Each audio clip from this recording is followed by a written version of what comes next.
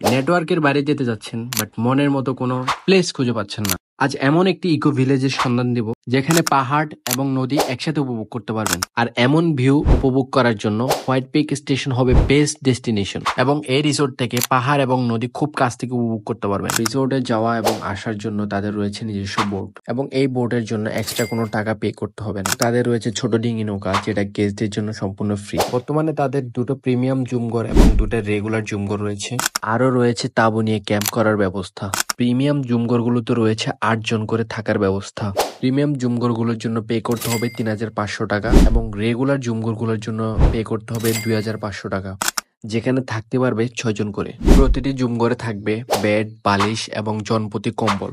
3 বেলা খাবার এবং সন্ধ্যার নাস্তার জন্য পে করতে হবে জনপ্রতি 850 টাকা করে। বিস্তারিত জানার জন্য তাদের পেজ ভিজিট করুন এবং ক্যাপশনে দেওয়া নাম্বারে যোগাযোগ করুন। অ্যাডভেঞ্চার লাভারদের জন্য হোয়াইট পিক স্টেশন হতে যাচ্ছে বেস্ট একটি ডেস্টিনেশন।